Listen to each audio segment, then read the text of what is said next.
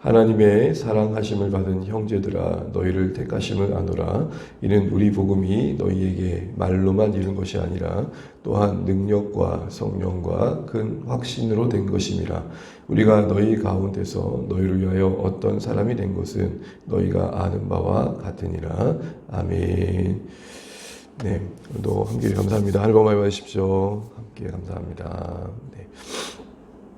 우리가 데살로니가서 말씀을 보는 중에 오늘 4절, 5절 말씀을 읽었는데요. 1장부터 3장까지는 바울이 디모데를 통해 이제 막 세워진 데살로니가 교회가 환난 속에서도 잘 견디고 있다는 소식과 더불어 바울을 또한 보고 싶어 하는 것과 그리고 그들 안에 믿음과 소망의 사랑의 열매가 이루어지고 있는 것들을 듣고 감사하고 칭찬하는 내용들이 1장부터 한 3장까지 나옵니다.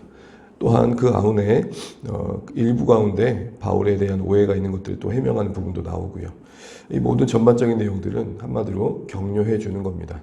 4장부터 5장은 교회 가운데 필요했던 종말에 대한 바른 이해와 삶에 대한 전반적인 내용들을 다루고 있습니다.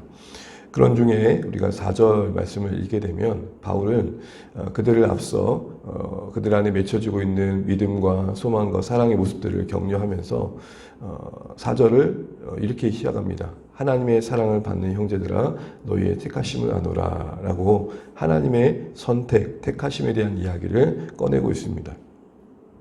하나님의 선택, 택하심이라는 것은 하나님께서 구원을 계획하셨다, 예정하셨다는 것이죠. 그 결과로 인해 우리가 믿게 되었다라는 것입니다. 이는 그렇다고 해서 뭔가 운명이 결정된 듯 어떤 숙명론을 이야기하는 게 아닙니다. 이미 정해졌으니 믿고 싶어도 어쩔 수 없네. 그런 식으로 논리를 펴면 안 된다는 겁니다. 되려 믿는 신자들에게 되돌아보니 나의 선택이 아닌 하나님의 선택이었네.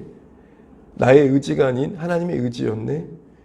그 걸음과 그 출발이 하나님께로부터 말미암았네. 이것을 까닭게 해주는 게 뭐냐? 선택이란 단어입니다. 그러니 선택은 신자들의 믿음을 격려하는 중요한 신앙의 교리인 것이죠. 선택이 강조하는 바는 뭡니까? 우리 어떤 공로나 행위의 구원의 시작이 있지 않고 하나님의 은혜에 있고 그 은혜의 근원에는 하나님의 사랑이 있다는 겁니다. 이 말은 바꿔 말하면 우리에게 이유가 있지 않다라는 겁니다. 그래서 하나님의 선택은 항상 그분의 사랑과 함께 맞물려 우리에게 소개되고 있는 것이죠.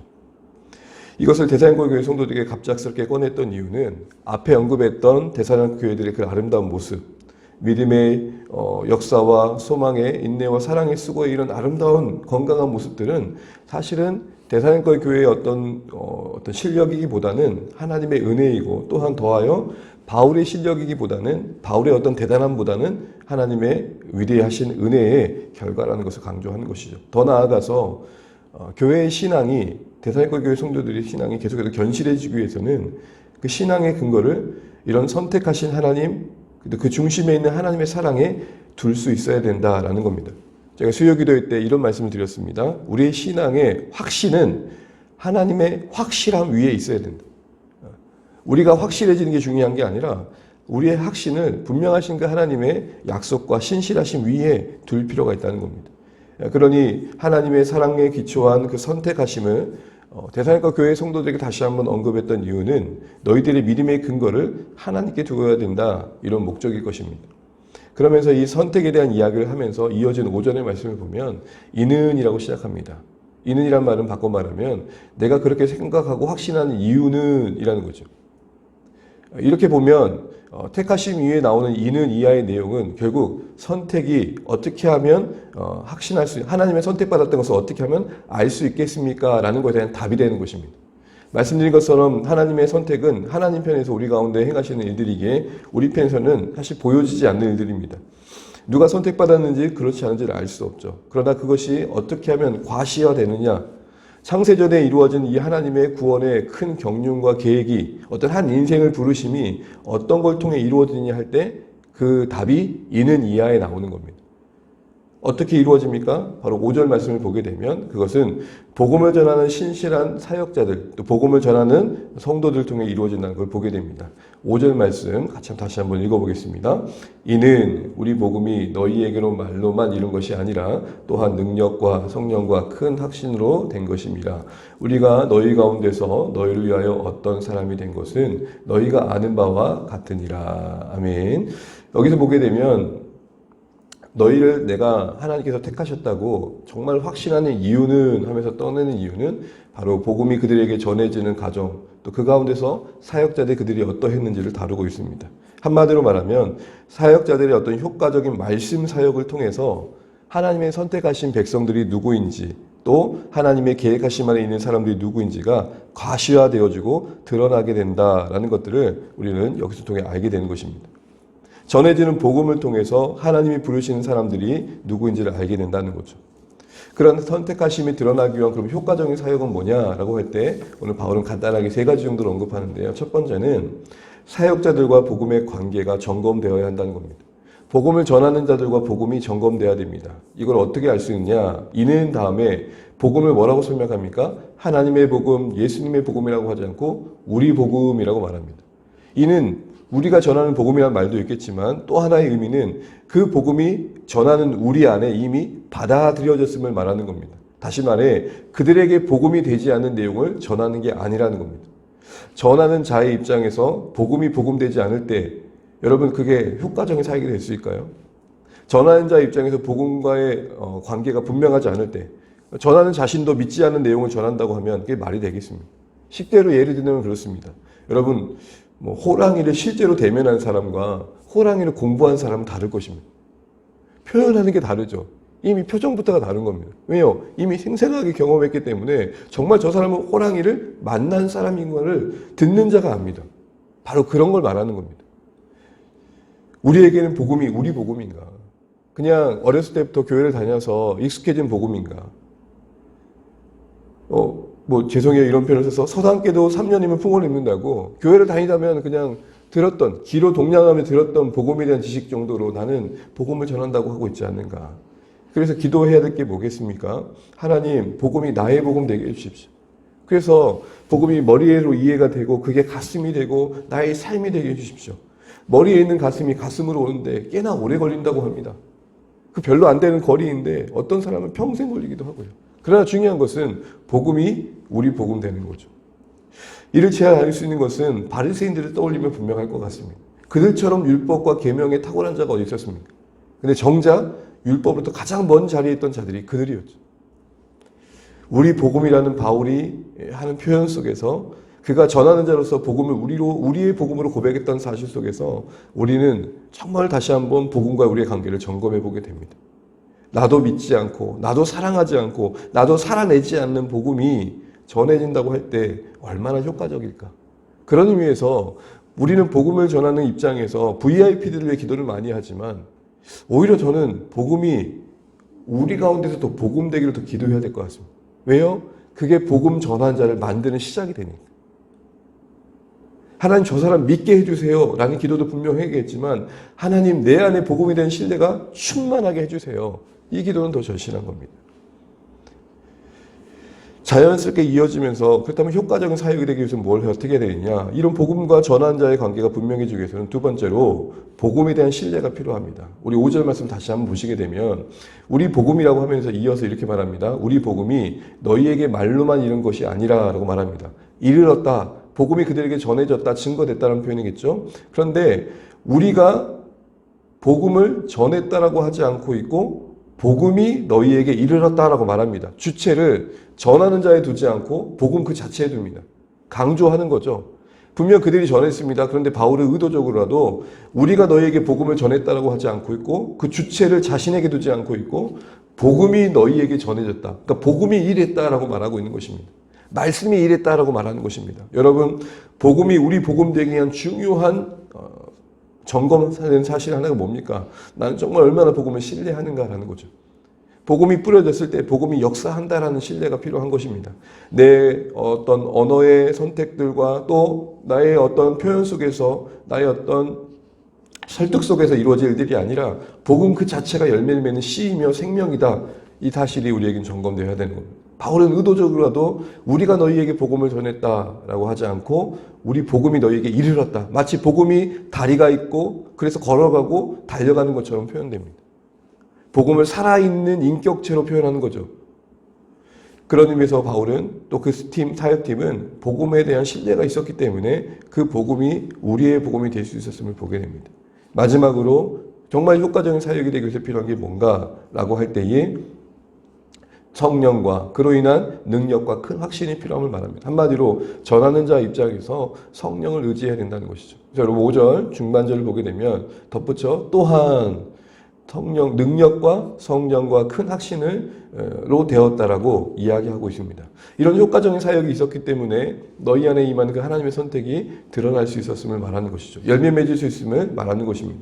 그럼 여기서 능력은 뭘까요? 성령을 중심으로 나타나고 있는 능력, 성령을 중심으로 나타나고 있는 그 큰 확신은 뭘까요?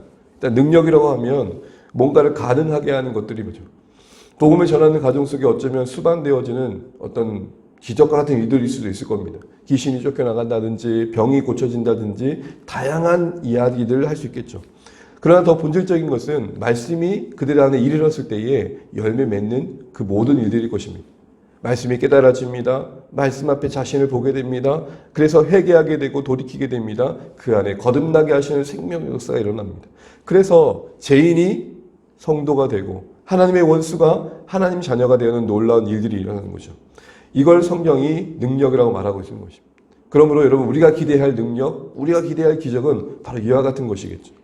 그래서 여러분 성령으로 말미암은 능력은 병고침, 귀신이 쫓겨남 등의 기적을 포함한 성령의 조명을 통한 깨달음과 거듭남까지 복음이 전해지는 모든 과정을 표현하는 것입니다. 그럼 큰 확신은 뭘까요? 확신은 그 말 그대로 흔들리지 않음인데 그 앞에 큰이라고 말했던 것은 다른 말로 말하면 충만한 확신, 의심 없는 확신, 불안하지 않는 확신을 말하는 겁니다. 바울이 성령을 의지하면서 그가 품을 수 있었던 중요한 사역자로서의 자원은 확신이었습니다. 전하는 자 입장에서 정말 필요한 것은 확신이겠죠. 그럴지 모르겠어요 라고 말한다면, 여러분 제가 천국을 있을지 모르겠어요 라고 말한다면 얼마나 그것이 설득력 있겠습니까? 사실은 이런 말도 하잖아요. 거짓말도 확신 있게 전하면 믿더라. 그만큼 확신 있는 자세가 중요한데 그게 성령 안에서 이루어지는 거라는 겁니다. 그런 의미에서 사역자는 늘 언제나 말씀 앞에서 그 말씀이 내 안에 확신으로, 충만한 확신으로, 흔들리지 않은 확신으로 와닿도록 기도해야 되는 것이죠. 그래서 항상 말씀을 준비하는 제 입장에서도 이걸 설명하는 게 어려운 게 아니라 설명하는 게 뭔가 더 뭔가 힘들다 이런 것보다는 이걸 설명하는 것보다 이게 정말 내 안에 와닿는 게 더 어렵더라고요. 정말 이게 살아있는 말씀으로 내 마음에 와닿고 제가 이 말씀을 경험하지 않으면 정말 힘있게 전하기 쉽지 않더라는 겁니다. 또한 이 확신이라 함은 듣는 자의 마음속에 일어난 변화일 것입니다. 이런 모든 일들이 다 성령 안에서 이루어진다라고 말하고 있는 것입니다. 이제 말씀을 맺겠습니다. 바울은 사랑하사 그들을 선택하셨다라는 하나님의 그들을 향한 계획의 성취를 구원과 연결시키고 있으면서 그들 안에 맺혀진 선한 열매들이 하나님께로부터 말미암음을 강조합니다. 우리 모두가 이런 시선을 잃지 말아야 될 것입니다. 그런데 이런 하나님의 계획하신 선택하신 구원의 계획이 무엇을 통해 열매 맺어가며 우리 눈에 드러나는가라고 할 때에 이는 이하에 나온 것처럼 복음을 전하는 사역을 통해 이루어지는 거죠. 교회에서 가장 중요한 사역인 거죠. 복음이 전해질 때에 그 사역의 효과적인 것들은 어떻게 증거되는 겁니까? 먼저 전하는 자 입장에서 우리 복음이 되어야 됩니다. 또한 복음에 대한 신뢰가 있어야 됩니다. 복음이 일한다. 내 어눌한 말과 또 내가 뭔가 충분히 설득력 있게 표현하지 않아도 복음이 생명이 있어 역사하는 것이다 라는 신뢰, 더하여 성령에 대한 신뢰, 의지가 필요한 것이죠. 그래서 능력과 큰 확신으로 사역이 이루어질 수 있음을 우리가 바라봐야 한다는 것입니다. 이와 같은 바울의 이야기와 고백 속에서 우리 자신을 돌아보게 됩니다. 무엇보다도 복음이 우리 복음 되기를 기도하고 이를 위해 복음을 더 신뢰하며 성령을 의지해 갈 수 있는 우리 모두 되시길 바랍니다. 복음을 전하는 자 입장에서 듣는 자를 위해도 기도해야겠지만 복음을 전하는 우리 자신을 위해 더 많이 기도하십시오.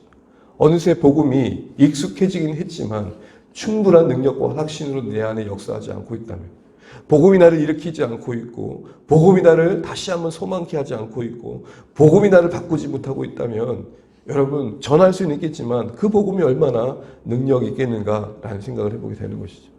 그래서 복음을 전하는 자로서 복음이 내 안에 먼저 충만하게 역사할 수 있도록 깨어 기도하고 하나님 의지하는 가운데 복음이 나로 하여금 전하게 하고 복음이 나로 하여금 하나님의 나라에 참여케 하는 그런 선한 일에 열매를 맺어갈 수 있는 우리 모두 되시기를 주의 이름으로 축복합니다. 이제 찬양하겠습니다. 찬송가 212장 같이 찬양하시겠습니다. 212장 찬양하고 기도하겠습니다.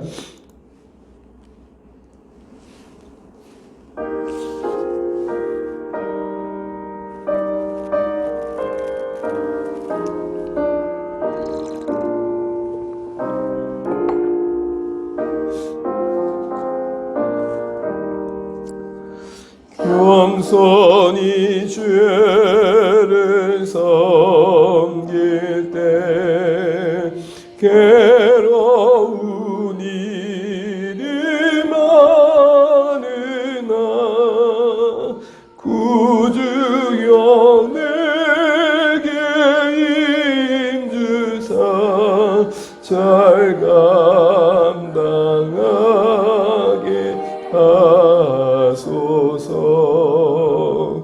인자 한 마를 가지고 사람을 감화시키며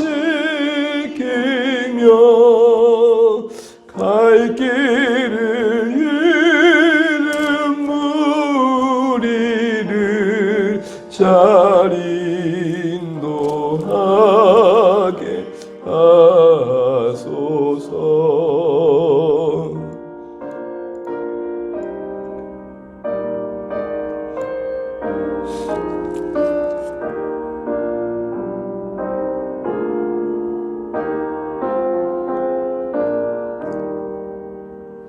구주의 귀한 인내를 깨달아 알게 하시고 굳건한 믿음 주셔서 늘 승리하게 하소서.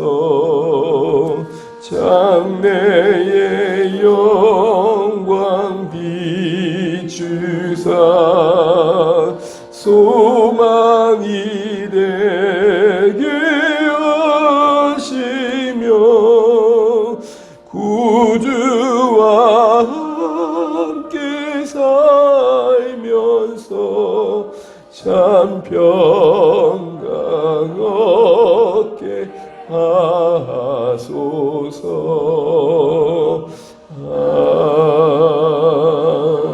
아멘. 네, 오늘도 허락하신 날 또 한 주의 시작을 감사하면서 우리 주신 말씀 붙들고 기도하시면 좋겠습니다. 오늘 바울이 대단한 교회 성도들의 택하심이 확증할 수 있는 것, 너희가 정말 하나님께 선택받았다라는 확인할 수 있던 것은 복음이 증거되는 현장의 열매로서 확인됨을 고백합니다. 우리가 누가 하나님의 선택받았는지를 알 수 없습니다. 그러나 복음의 사역을 통해 반응하고 돌아온 영혼들의 모습 속에 하나님의 계획하심을 보는 것이죠. 그러기에 복음의 사역은 하나님의 계획에 참여하는 것입니다. 이를 위해서 효과적인 사역이 되기 위해 우리에게 필요한 것은 복음이 먼저 우리 복음이 되는 겁니다. 복음을 지식으로만 아는 게 아니라 그냥 익숙해진 복음이 아니라 우리 안에서 먼저 복음이 되는 걸 경험해야 될 것 같습니다. 이를 위해 복음이 일하는 걸 신뢰하고 성령의 도우심을 구해야 될 것입니다. 이와 같이 우리 자신에게 먼저 복음이 우리 복음 되어져서 효과 있는 사역을 통해서 하나님이 구원하신 영혼들을 부르신 일에 동참해가는 우리 삶이 되게 해달라고 기도하시고 주 안의 교회가 되도록 기도하십시오. 그래서 특별히 말씀 전하는 우리 자신이 먼저 복음 앞에 더 깊어지고 복음에 대한 신뢰와 복음의 능력을 경험할 수 있도록 기도하십시오. 예수님의 복음이 먼저 나의 복음이 되게 해달라고, 나에게 먼저 복음이 되게 해달라고 기도하시면 좋겠습니다. 시간도 주안의 교회를 기도해 주시고 우리 자녀 세대를 위해서 또 사랑하는 가족들 또 돌아올 VIP들을 위해서 기도해 주십시오.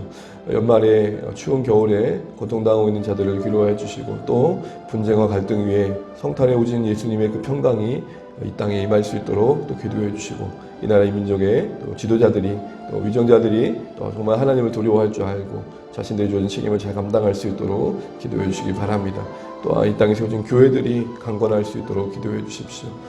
선교사님들 위해서도 기억하고 기도해 주십시오. 특별히 한 해를 저물어 가면서 이제 이번 주 송구 영신 예배도 있고 또 다음 주에 새해 첫 예배를 드리면서 우리가 또 한 해를 전망할 텐데 하나님 주안의 교회를 도와주셔서 한 해를 잘 마무리하고 새해 정말 한뜻 떼어서 소망 중에 맞아 바라보게 해달라고 이렇게 기도해 주시면 감사하겠습니다. 또 추운 날씨에 다 강건할 수 있도록 기도해 주시고요. 시연이가 우리 한대현 지사님 성도님 자녀 시연이가 오늘 내일 중에 오는 걸로 알고 있는데요. 또 먼 길 잘 마치고 또 올 수 있도록 기도해 주시면 감사하겠습니다. 우리 같이 기도하시겠습니다. 하나님 감사합니다. 주님 오늘도 허락하신 한날 오늘도 우리에게 말씀으로 시작하게 하시고 또 뭔가 복음이 우리의 복음 되어야 됨을 고민하게 하신 것들을 감사합니다. 하나님 역사해 주시고 도와주십시오. 하나님 무엇보다도 우리에게 복음이 우리 복음 되게 소원합니다. 하나님의 은혜가 우리 가운데 있게 도와주십시오. 하나님의 긍휼하심이 우리 안에 먼저 경험되게 도와주시고 하나님 복음으로 일하심이 우리 가운데 실제되어지게 하십시오. 하나님 성령의 능력을 구하면서 성령의 조명하심 가운데 말씀이 깨달아지고 말씀이 정말로 능력의 도구가 되어지는 우리가 경험할 수 있기 원합니다. 하나님 사역자인 저 자신이 먼저 복음 앞에 정직하게 서게 하시고 복음이 나의 복음 되어짐을 먼저 경험할 수 있도록 역사하여 주십시오. 하나님 내 안에 믿어지는 복음, 내 안에 또 나를 바꾸는 복음, 내 삶을 회복시키는 복음이 될 수 있도록 주여 도와주십시오. 하나님 은혜를 베푸시고 주의 능력 가운데 거하게 하여 주시옵소서. 감사합니다. 그래 하나님 오늘도 우리 사랑하는 주안의 교회를 붙드시사 우리 성도님들의 삶을 주장하시고 허락하신 삶의 자리가 주님과 동행하며 동역하는 자리이길 소원합니다. 한 해를 잘 마무리하게 하시고 우리 자녀 세대를 붙들어 주시고 하나님 정말 저들이 하나님을 경외하는 세대로 저들의 하나님 아버지 주님을 좀 더 경험해 갈 수 있도록 도와주십시오. 주안의 교회가 저들에게 온전한 건강한 울타리가 될 수 있도록 하나님 도와주십시오. 하나님 또 우리의 연말을 잘 마무리하고 새해를 소망 중에 붙게 소원합니다. 저에게 지혜를 주셔서 하나님의 사역들을 잘 전망하게 하시고 함께 계획하게 하셔서 정말 하나님 정말 우리의 걸음이 동행하는 걸음 될 수 있도록 도우시고 하나님 함께 자라갈 수 있도록 은혜 베푸십시오. 또 하나님 정말 이 나라 민족을 붙들으시고 이 땅에 세우신 교회들을 기억하여 주십시오. 하나님 고통당하고 있는 지역에 주의 은혜가 임하게 도와주십시오. 하나님 우리 시원자매 또 먼 여정 오는데 안전하게 하나님 건강한 모습 도착할 수 있도록 도와주시기 소원합니다. 하나님 사랑하는 모든 성도님들의 가정에 안전을 시켜주시고 평안하게 도와주십시오.